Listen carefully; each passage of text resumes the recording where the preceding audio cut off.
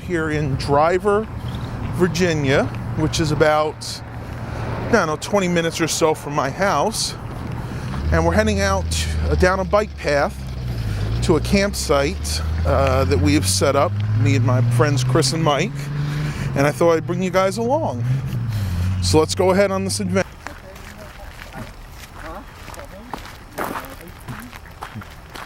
You're the computer geek, man. Huh? You're the computer geek. What's up? He wants to name our location. I thought it'd be fun to name the different locations we go to after different OSs, Mac and PC OSs. So I'm trying to figure out. So this one could be, I don't know, let's say Tiger, after OS 10.4, which is my personal favorite.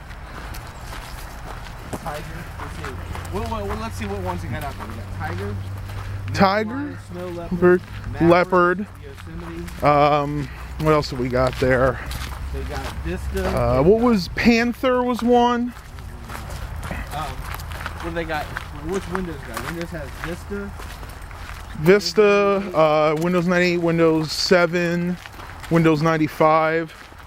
No, great names there. I mean, you could go with Windows 95's codename, which was Chicago back in the day. So this could be our Chicago location. We got Maverick. We got stop me at some tickets between Maverick, Yosemite, Snow Leopard. We got Tiger. Mountain Lion.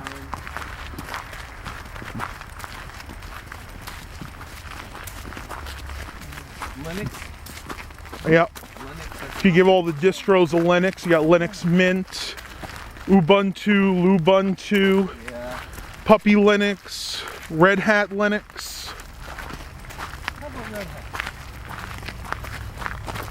Red Hat. Yeah. That would be a good idea. Yeah. Nobody talks about Linux enough anyway. All right. So this would be Base Camp Red Hat. Oh yeah. Kept hearing a jackass in the background or a donkey. I don't know if you guys can see it or not, but he's right through these trees. You get a clean shot. Why don't you pass this? Yeah. Let's see.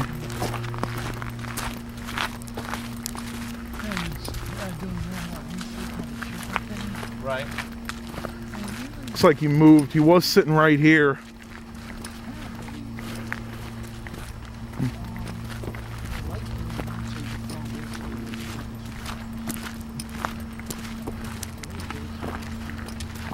Oh, there he is. I don't know if you guys can see him through the trees or not. He was making a real ruckus about a minute ago.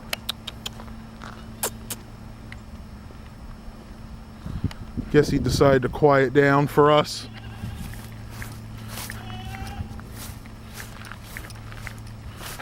Guys also got some goats apparently.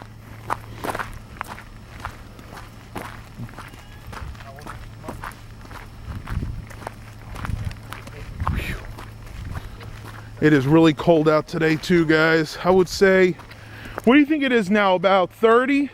I'd say it's probably about 30. Yeah, that's what they were saying on the news before. Let's find out for certain. Yeah.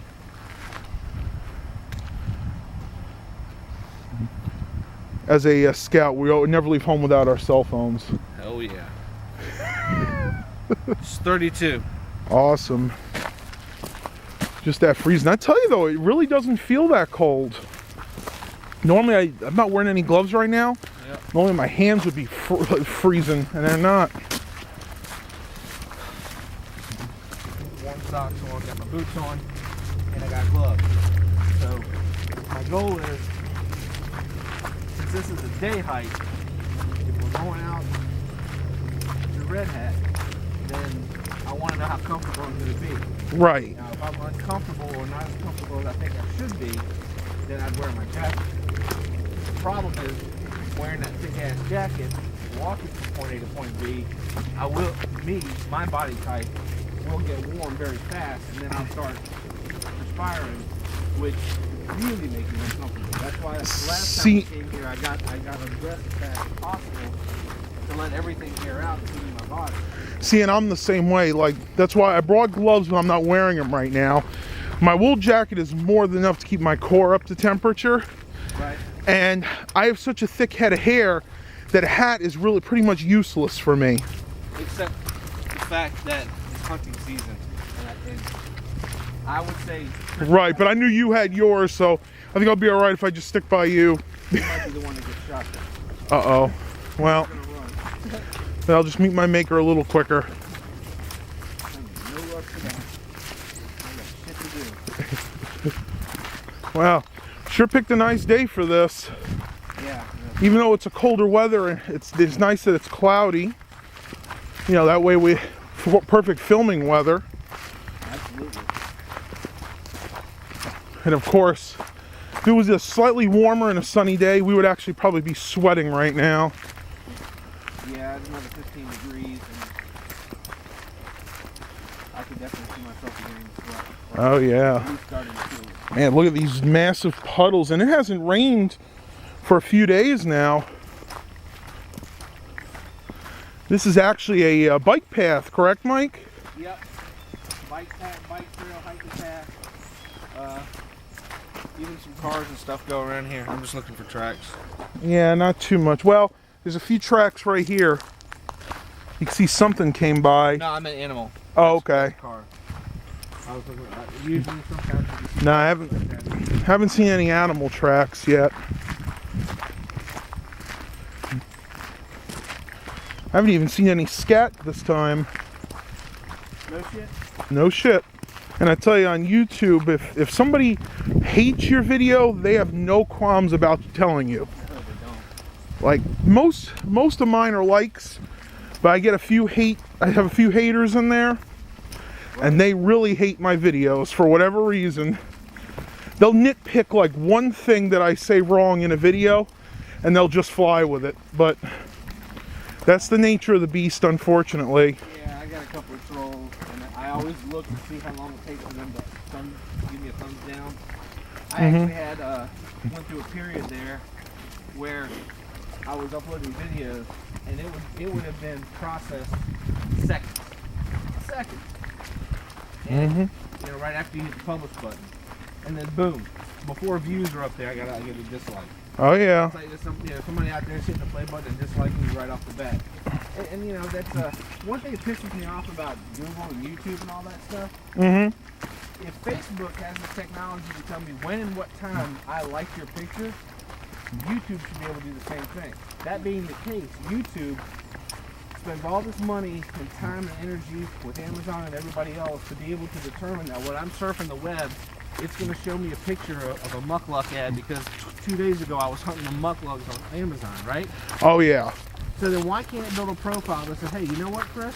Every time you log on to YouTube, you always go to Match Channel. And every time you go to Match Channel, you thumbs down his video. Plus, you've got less than 20% view time on his video.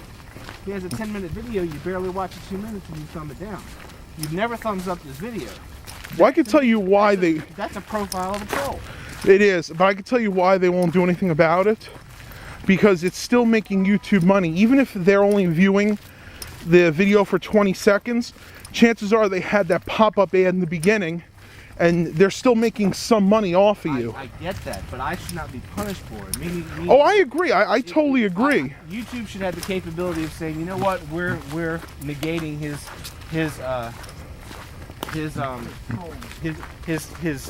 dislike. Right. And at the end of the day, if you have somebody that's really doing nothing but viciously trolling you, YouTube should have the ability to say, Chris, you've been identified as somebody that's singled out this or these 5 channels. You either need to cease your current activity or you'll be banned. Hear that, YouTube? You guys need to change your policy. I mean, they don't mind, you know, banning or blocking a content creator for content that they may or may not like. But at the same time, you know, we're out there making content that's going to, in turn, make money for them. And, you know, we're going to get a couple of pennies, they're going to get a couple of bucks. And I'm okay with that. I mean, I don't mind But that. see, you answer your question. Again, I think that's the exact reason why they don't do it. Because even if it's love or hate for a YouTuber, generally they're still making their money. As long as they're making their money, you know, then they don't really care. Yes, but if somebody's activity on my channel helps or hinders the performance of my channel, you're telling me YouTube favors the one fucktard that's going to thumbs down my video, as opposed to, you know, that may or may not impact the viewability of that video. Now there's 50 It probably won't. I'll be honest. I'll give you a good example. My best fried chicken video ever. I have almost 1,000 dislikes and maybe 4,000 or 5,000 likes. Yeah, and that has not hindered that video at all. So, but that's an outlier. Somebody who maybe only struggles to get 5 likes on their video, who all of a sudden early on in their video career gets a troll that latches onto their channel and can't wait to dislike everything. Right. Well, every time Chris uploads a video, he's got 1 view and 1 dislike. Now, you know, you can block those people. You can't identify them. That's my point. Well, if they use different, you're true, but if they use the same account, like a couple of people I had that were trolls, and I knew they were trolls, they had an established YouTube channel. Exactly. And all I was able to do was to block them. Now, I haven't had the situation. You can't identify a thumbs down.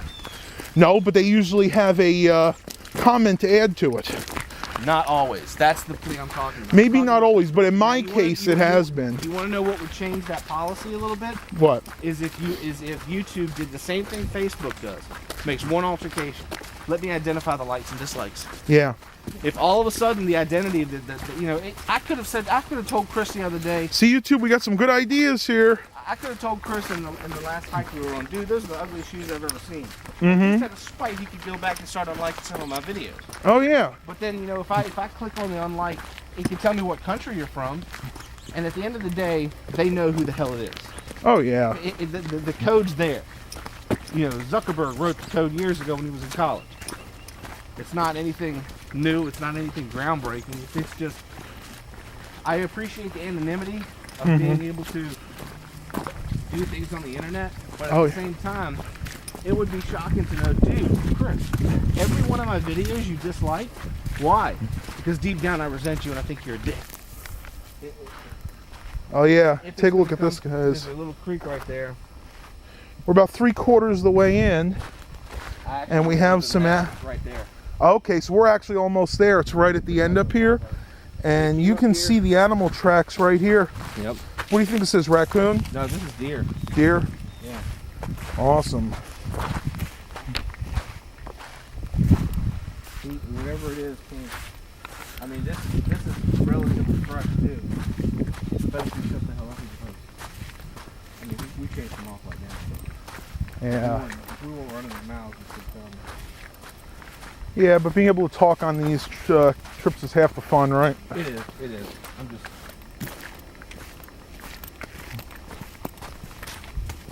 See, look at that. Some of the bitches running. Oh, yeah. Well, Those are pretty big strides. But it was walking pretty quick. But he's pretty heavy because he made an impression of some pretty tough play. So, Probably like a 6-7 point buck, I would think, to make tracks like that. yeah, he's probably about this big. Huh. He's a tiny one. But Really? But he's still. I'm But making that kind of impression in this, well, in this heavy. muck. You got to think he's got small hooves like that. Plus he's probably 100 pounds. Yeah, but that's a pretty big strides. I mean, I'm seeing some really long strides here. This one is. He started running right here. Yeah. He started walking. It'd be interesting. Maybe we'll see him on the way out. All right. Now we're off the regular bike path and we're heading to the campsite. I didn't actually show you this part because I wanted a little anonymity to where this actually is, because we enjoy coming out here and we don't want anything to be disturbed.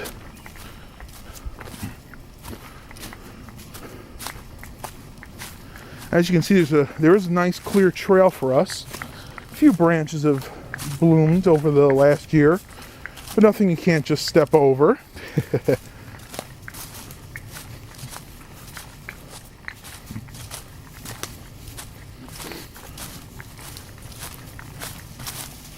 Very pretty. There's actually a little river or a brook back here. You can see right down there.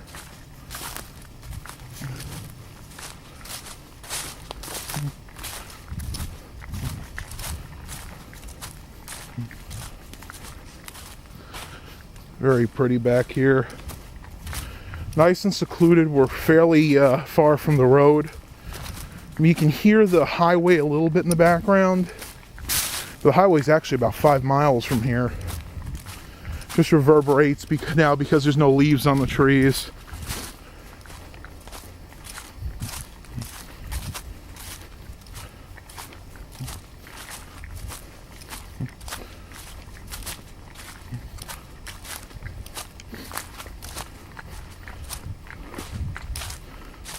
And here we are.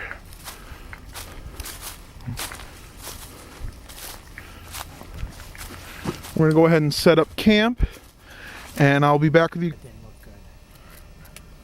What did you get? Or what did the opening come Here's okay? Mike showing up his new toy. So let's go with this.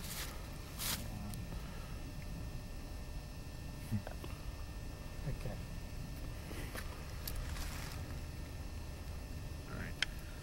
Hey Mike, tell everybody about that axe real quick. This is an axe that my friend got at, he did a survey on some property a couple of months back, and the owner was tearing down his barn that he had. My friend said, well, do you mind if I rummage through the place? And he said, no, help yourself. And in the process, he found a couple of, I told him to keep a lookout for some axes and stuff, and he found two plum axes, rather. I always say plume, but two plum axes. This one was all beat up. The handle was rotting away. There was a huge split in it. Somebody had used this thing on spikes, like the big, I guess, like the horseshoe spikes, because this was all gnarled out. So I took it and soaked it in some de-rusto, got the rust off of it, got the handle off of it, polished it down and cleaned it on the grinder, and got it, trued up all the edges, sharpened up the spine here, and I put a better edge on it. I managed to save the maker's mark on here. I rehafted it, and I actually burned my logo into it. Nice. And you guys can check this out on Mike's channel. You have a video up on this, correct? I'll send you the link if you want to Yeah, put the video I'll put the in there. link to his video on the bottom of this video. There's actually a couple of videos on it because people want a detail, but I don't like doing long videos, so I broke it up into a couple of small videos. And then I made a sheath for it as well. And I'm out here today. I want to give it a test out and see how it's going to work for me. So we'll give it a shot and see. And we'll show you guys what that. I'm doing as much as I can on this guy. All right, ready? All right, give her hell, Mike.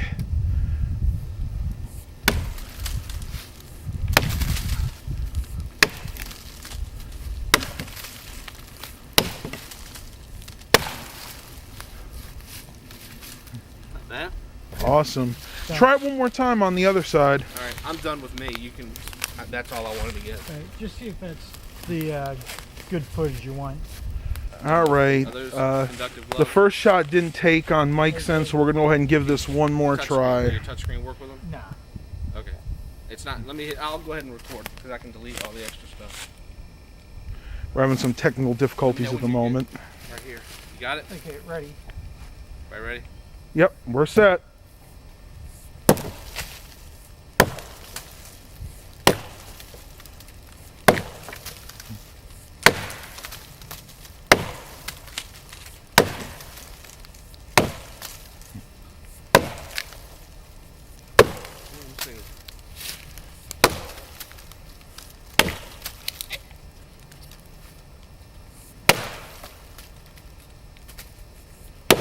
Yay! A lot harder that time because the log was moving backwards. You can see it was almost like a seesaw. All right, now that we've split the wood, it's time to build the fire.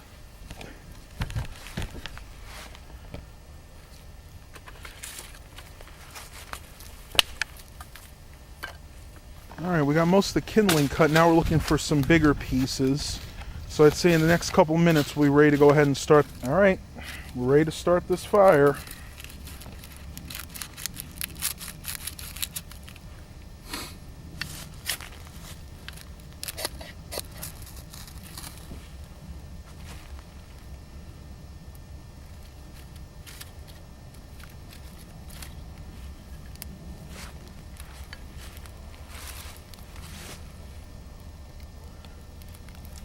And that's how it's done. Ferro rod and a bunch of very dry tree bark.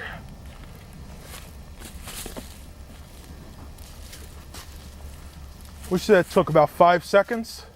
Yeah, that river birch, man, that's got some what do you call it? Some serious Dryness to it. no resin. That's resin that's in there. Believe it or not, like tar. No, it's not actually tar, but I'm saying like tar from a pine tree. Anything that's combustible, especially when you're out here and you don't want to be kneeling down in this wet grass for any length of time, or muck.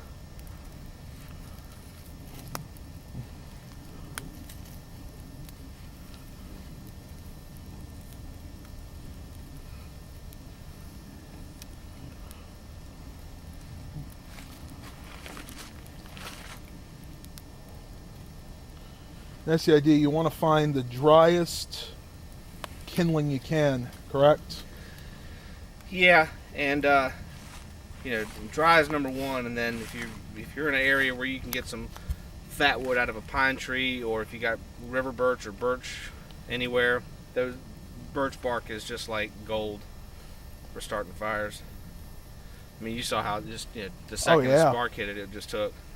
Yeah, you just scraped a little the magnesium off of there. Nope. That was I took and scratched the bark just to open up the fibers, Mm-hmm. and then one strike with the ferro rod, and it took. That's incredible. We'll have a nice roaring fire probably in about 2 minutes with some. The tree right there with a slingshot. All right, we got the fire going. We have some water that's going to be boiling in a few minutes to make some instant coffee. Shouldn't be too much longer. We can start drinking some coffee. Yeah, man. We had some issues with the fire. The wood's kind of wet because it was raining the other day, but finally got it going again. Mike brought out some very dry. What was that again? Fat wood. Fat wood. Brought out some fat wood that's very dry, and it kind of got us going again. We just really need it going long enough to boil the water because we're getting pretty thirsty.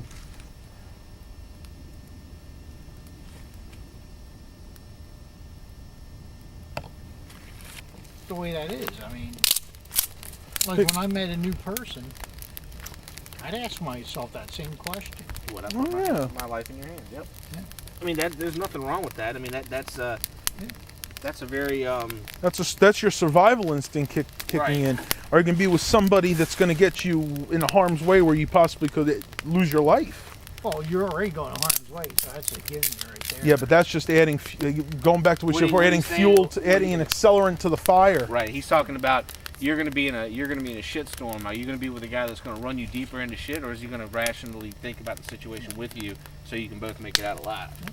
Exactly. Hey guys, I'm thinking I'm going to have to end the vlog here because my battery is about to die, but I think that's just about to the boil right now, would you say? It's getting there. We're going to have some coffee and we're just going to head back out. So, hope you guys enjoyed this video. Please remember to like and subscribe. And as always, have a blessed day.